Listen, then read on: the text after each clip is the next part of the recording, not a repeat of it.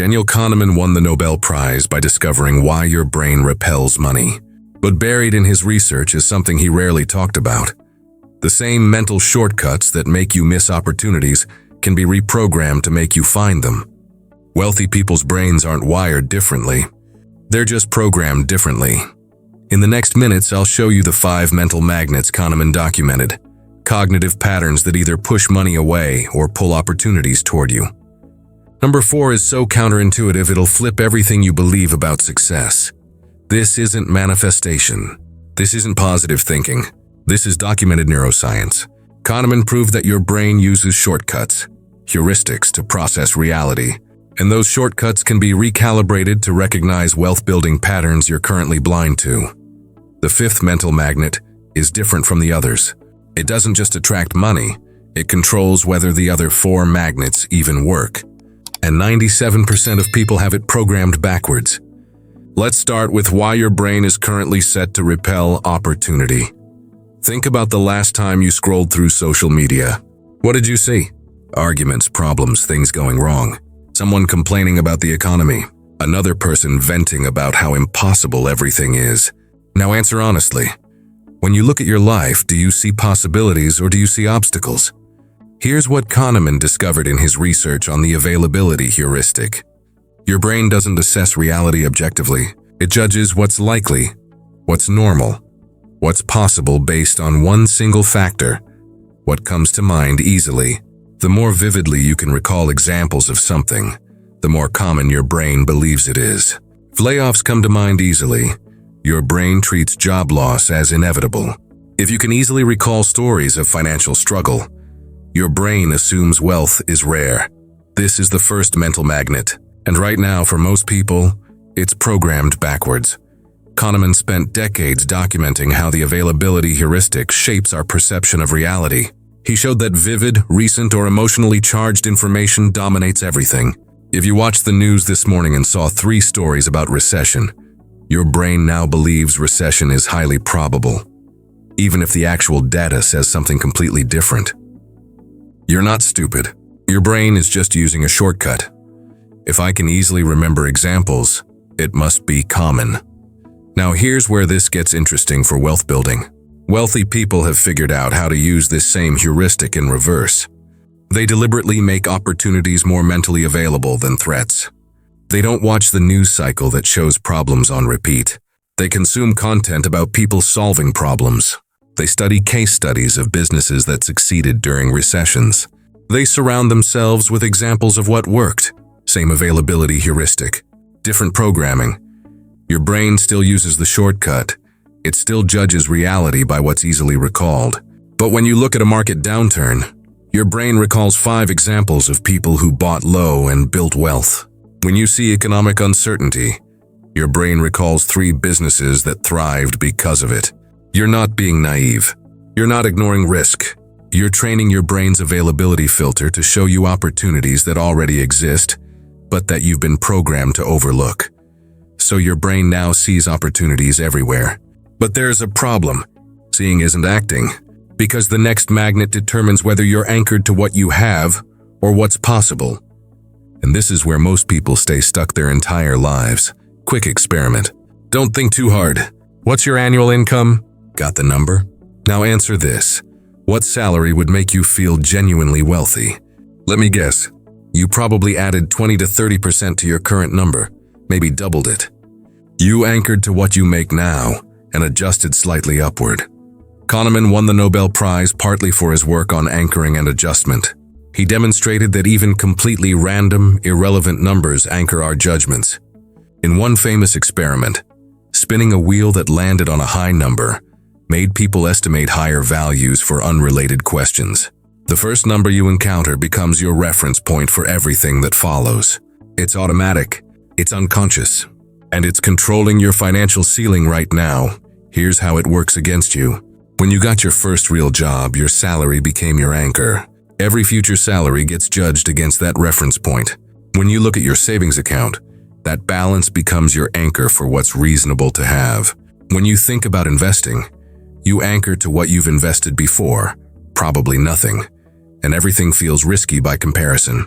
Your brain is constantly comparing opportunities to your current situation, and anything significantly different feels wrong, dangerous, unlikely. This is the second mental magnet, and it keeps you orbiting the same financial level year after year. But Kahneman's research revealed something crucial. You can't eliminate anchoring. It's how your brain processes numbers and makes decisions efficiently. But you can control what you anchor to. This is what wealthy people understand. Poor people anchor to their current reality, their salary, their savings, their neighborhood, their parents' income level. They look at a business opportunity and think, "That's 10 times what I make now, that's unrealistic." Rich people anchor to what's already been proven possible. They find someone who's already done what they want to do and they use that as their reference point.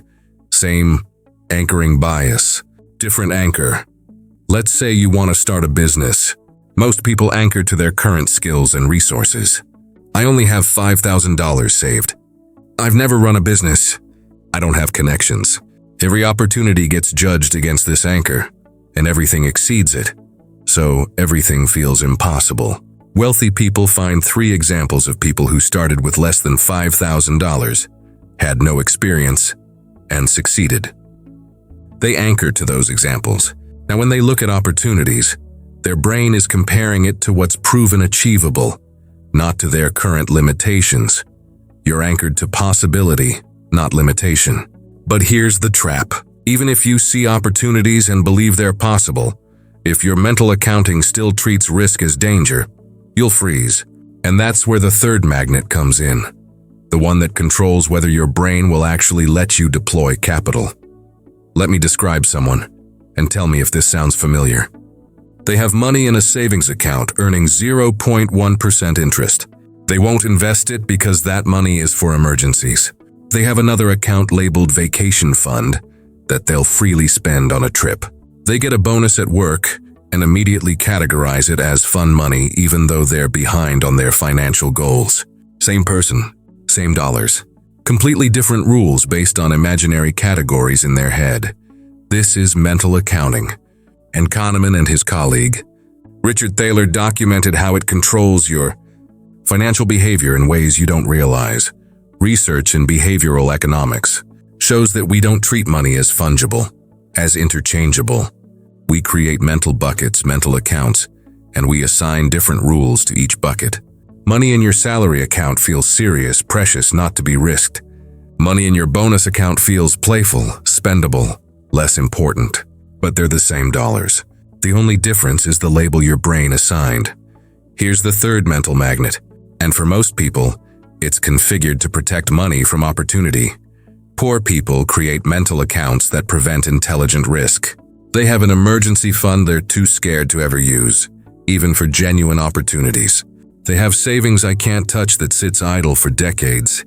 They have investment money, but the account is so psychologically walled off that they never actually fund it. Their mental accounting system is designed around one principle: avoid loss at all costs. Wealthy people use the exact same mental accounting bias, but they've programmed it differently. They create accounts that compel investment. They have an opportunity fund, and they feel uncomfortable when it's full. It means they're not deploying capital. They have a learning capital account for courses, coaching, skill development, and spending from it feels responsible, not frivolous. They have a calculated risk allocation, and they feel wrong, almost guilty when that money sits unused. Same mental accounting, different labels, different emotional associations. Think about it. If you have a mental account labeled money, I absolutely cannot risk, you've programmed your brain to feel anxiety every time you consider using it for anything. If you relabel that same money opportunity readiness fund, you've just reprogrammed the emotional response. The money hasn't changed. Your brain's relationship to it has. Kahneman's work showed that mental accounting is automatic. You're going to create categories whether you want to or not. But you get to decide what those categories are called and what emotions they trigger. Your brain now wants to deploy capital, but opportunities don't announce themselves with neon signs. They appear as patterns. And if your brain doesn't recognize the pattern when it shows up, you'll miss it completely. That's where the fourth magnet comes in, And this one is genuinely counterintuitive. Two people sit in the same meeting. The same business opportunity gets presented. Same data, same numbers, same potential. One person immediately sees it. The structure, the risk-reward profile, where it could go wrong, how to mitigate that.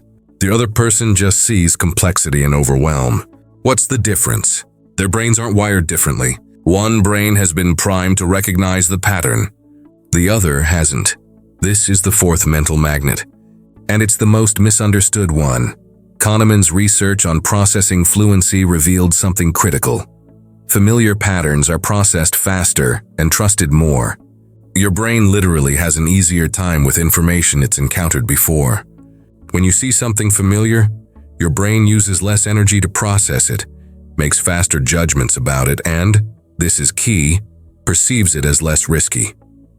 When you see something unfamiliar, your brain treats it as complex, threatening, probably a bad idea. It's not about intelligence. It's about pattern recognition. And wealthy people prime their brains deliberately. Here's what this actually looks like. A wealthy person isn't smarter when they evaluate an investment opportunity. They've just studied 50 other investments before this one. So when they see the cap table, the revenue model, the risk factors, their brain recognizes the pattern instantly. Someone who's never studied a deal before looks at the exact same information, and their brain says, "This is too complex, too risky. I don't understand this. I should avoid it." Same opportunity. One brain has been primed, one hasn't.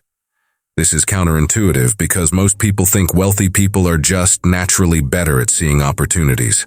But Kahneman's research shows it's not natural, it's trained. Recognition fluency is a cognitive shortcut. Your brain decides what's trustworthy and what's risky based on what feels familiar. If investment structures feel familiar, you trust them faster. If negotiation frameworks feel familiar, you act confidently. If business models feel familiar, you recognize viable opportunities when they appear. Here's the thing most people miss. You don't need to act on 50 investments to train this pattern recognition. You just need to study them. Wealthy people spend time analyzing deals they're not part of. They read term sheets for companies they'll never invest in. They study the anatomy of negotiations they'll never participate in.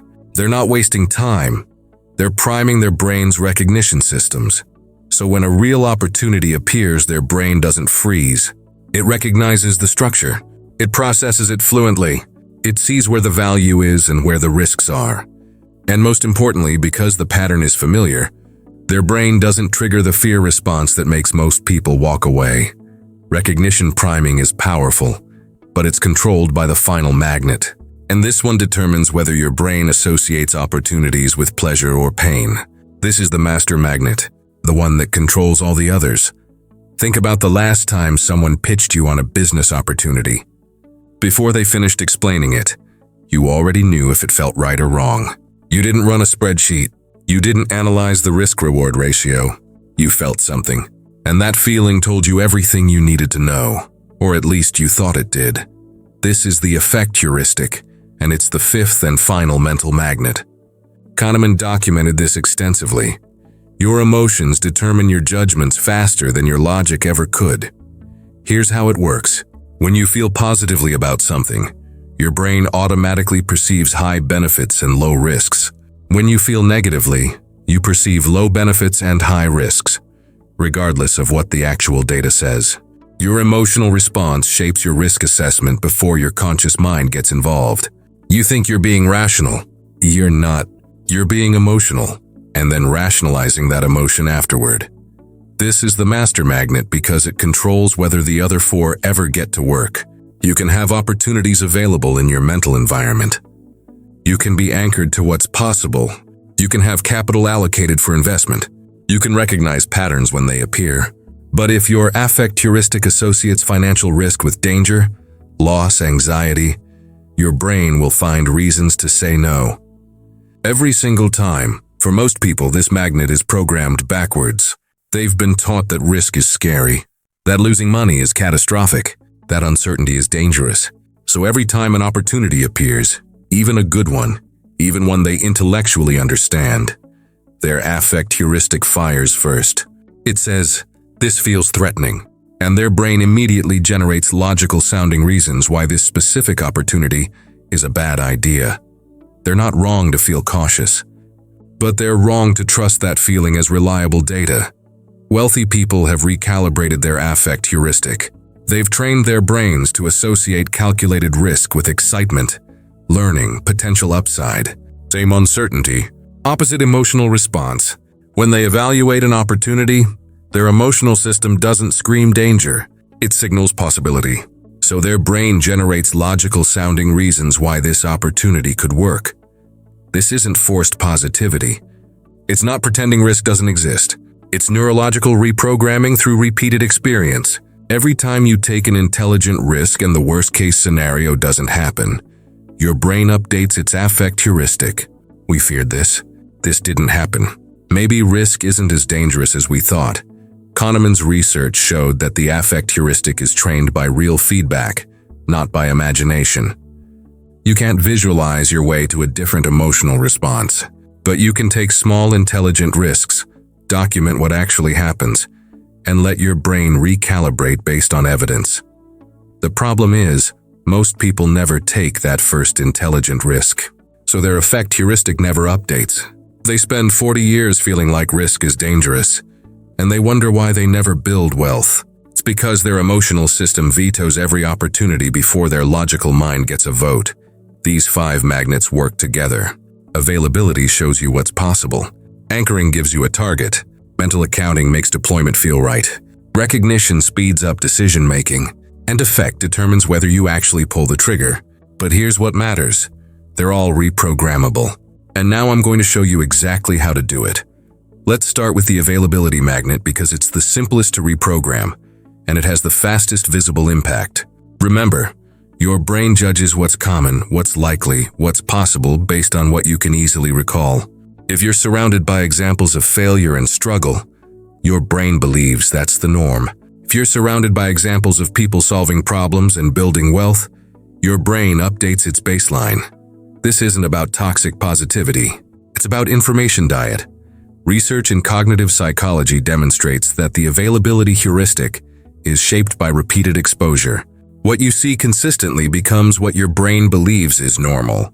So if you spend 2 hours a day consuming content about economic collapse, inflation, how everything is impossible, your availability heuristic is being programmed right now. It's learning that opportunity is rare and danger is common. Wealthy people control their information inputs deliberately. They're not hiding from reality. They're choosing which reality to make most mentally available. 30 minutes a day minimum. They consume content about people who solved problems similar to theirs. They study people who started businesses in recessions. They read case studies of investors who found opportunities when everyone else saw threats. They make success stories more available than failure stories. Here's your action step for reprogramming availability. This week, identify one specific financial goal you have. Maybe it's starting a side business.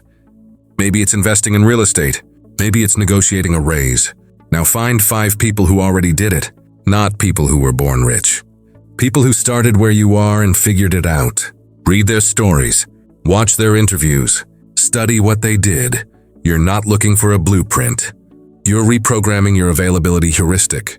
You're making this is possible more mentally available than this is impossible. Do this consistently for 6 to 8 weeks, and your brain will literally update its baseline. When you think about that goal, your brain will automatically recall examples of success instead of reasons why it can't work. You won't feel more optimistic. You'll see more options. Because availability isn't about motivation. It's about what your brain presents as evidence when you make decisions. Availability shows you opportunities, but you need the right reference point to evaluate them. That's where anchoring comes in. Let me show you how to reprogram that magnet next. Anchoring is automatic. You can't turn it off, but you can control which anchor your brain uses. And that makes all the difference. Right now, when you evaluate any financial opportunity, your brain automatically compares it to your current situation. That comparison happens faster than conscious thought. Kahneman showed that anchoring is one of the most persistent cognitive biases. Even when people know about it, they still fall for it. But here's the workaround. You don't fight the anchor. You set a better anchor first. Before you evaluate any opportunity, before you think about starting a business, making an investment, negotiating a salary, you deliberately expose yourself to a better reference point. You find 3 to 5 examples of people who succeeded at what you're attempting. Not people who were uniquely positioned, people who had constraints similar to yours or worse. This is critical. You're not doing this for motivation. You're doing it to reset your anchor. Here's what this looks like in practice. Let's say you're considering investing $10,000 in learning a new skill that could increase your income. Your brain's first instinct is to anchor to your current savings and think, "That's too much. I can't risk it." That's your current balance serving as the anchor. Everything gets judged against what you have now, and spending that much feels excessive. Instead, before you make the decision, you research 5 people who invested similar amounts in their skills and what happened. You find someone who spent $8,000 on coding bootcamp and now makes $40,000 more per year. You find someone who spent $12,000 on sales training and doubled their income in 18 months. Now, when you look at that $10,000 opportunity, your brain has a different anchor. It's comparing it to proven returns, not to your fear. Your action step: next time you face a financial decision, any financial decision, stop before you evaluate it. Spend 20 minutes finding 3 comparable success stories. Use their results as your anchor. Then make the decision. Your brain will process the exact same opportunity completely differently because the reference point changed. You're anchored to what's possible. Now your brain needs permission to actually deploy capital. That's what mental accounting controls. Let's reprogram it. Mental accounting happens whether you want it to or not. You're going to categorize your money. The question is whether those categories serve you or sabotage you. Research in behavioral economics shows that the language we use for our mental accounts shapes how we use them. Money labeled emergency fund feels untouchable, even when a genuine opportunity appears. Money labeled opportunity fund feels wrong to hoard. Same dollars, different emotional response based purely on the label. Here's how you reprogram this. You rename your accounts, not just in your bank, in your mind. That savings account you've been too scared to deploy, it's now your opportunity readiness fund. That money you've been protecting, it's now calculated risk capital. That emergency fund, keep some of it as emergency fund, but separate out a portion and call it learning investment account. This isn't semantic games. It's neurological reprogramming. When you have money in an opportunity readiness fund and you see an opportunity, your brain asks, "Is this what this money is for?" And the answer is yes. When you have money in a calculated risk capital account and you're avoiding intelligent risk, your brain feels cognitive dissonance. The money isn't doing what it's supposed to do. Here's your action step. This month, open 1 new mental account, even if it's just $100 to start. Label it something that triggers the behavior you want. If you need to invest in learning, call it learning capital. If you need to take more intelligent risks, call it intelligent risk fund. If you need to deploy capital faster, call it active opportunity fund. Then fund it with at least something, even $100. The amount matters less than the psychological shift. You've now created a mental category where deploying money feels right instead of scary. Your brain will start looking for ways to use it appropriately because leaving it dormant creates discomfort. Studies show that mental accounting shifts happen within 3 to 4 months of consistent use. You'll notice yourself evaluating opportunities differently when they map to one of your deliberately created accounts. You have capital allocated. But when opportunity appears, will you recognize it fast enough? That's what recognition priming controls. Let's reprogram that next. Recognition priming is about making patterns familiar before you need to act on them. Most people learn by doing. They wait until they're in a situation, then try to figure it out. By that time, their brain already signaled unfamiliar equals risky equals avoid. You've lost before you started. Wealthy people prime their recognition systems in advance. They study deal structures before they ever see a deal. They learn negotiation frameworks before they negotiate anything important. They familiarize themselves with investment anatomy before they invest. So when opportunity appears, their brain recognizes it instantly instead of treating it as threatening complexity. Kahneman's work on processing fluency shows that familiar patterns are processed with less cognitive effort and more trust. You're not trying to become an expert. You're trying to make the pattern recognizable so your brain doesn't default to fear. Here's how you do this. Pick one wealth-building skill or opportunity type you want to pursue. Could be real estate investing, business partnerships, equity negotiations, anything. For the next 30 days, spend 15 minutes a day just studying examples, not to take action, just to build pattern recognition. If it's real estate, analyze 30 deals. Look at the numbers, the structures, the financing. You're not buying anything. You're teaching your brain what a good deal looks like versus a bad one. If it's business partnerships, read 20 partnership agreements. Study the terms, the equity splits, the exit clauses. You're training your brain to recognize which structures protect you and which ones don't. After 30 days of exposure, something changes. When a real opportunity appears, your brain doesn't freeze. It recognizes the structure. It spots red flags faster. It sees opportunities that others miss because the pattern is already familiar. You're not smarter, you're primed. Your action step: choose one area. Commit to 15 minutes daily for 30 days of pure study. No action required, just pattern exposure. Track what you're studying so you can see the variety of examples. By day 30, your recognition fluency will have shifted noticeably. You see opportunities. You're anchored correctly. You have capital allocated. You recognize patterns. But your emotional system still has veto power. That's what the affect heuristic controls. And this one requires a different approach. The affect heuristic is the hardest to reprogram because it's the deepest. You can't think your way to a different emotional response. Kahneman's research showed that affect is trained by real experience, not by imagination or positive thinking. Your brain updates its emotional associations based on what actually happens, not what you hope will happen. So here's the protocol. You take small, intelligent risks where the worst-case outcome is survivable and the best-case outcome is significant. Then you document what actually happens versus what you feared would happen. You're creating evidence for your brain that risk isn't as dangerous as it feels. Start small. Pick something that scares you but won't destroy you if it fails. Maybe it's investing $500 in a course. Maybe it's pitching a client you think is out of your league. Maybe it's having a salary negotiation you've been avoiding. The amount or the action matters less than the emotional exposure. Before you do it, write down your fears. Be specific. What do you think will happen? What's the worst-case scenario? Now take the action. Then document what actually happened. Not what you felt, what actually occurred. Here's what you'll discover. The worst-case scenario you imagined almost never happens. Maybe you thought investing in that course was throwing money away, but you actually learned 3 things that increased your income within 60 days. Maybe you thought negotiating would get you fired, but you got a raise. Maybe you thought the client would reject you, but they said yes. Your brain updates its affect heuristic based on this evidence. We feared this. This didn't happen. Maybe risk is less dangerous than we believed. Each time you create this positive feedback loop, your emotional system recalibrates slightly. After 5 to 10 of these experiences, your brain's default response to opportunity shifts from "this is threatening" to "this could be interesting."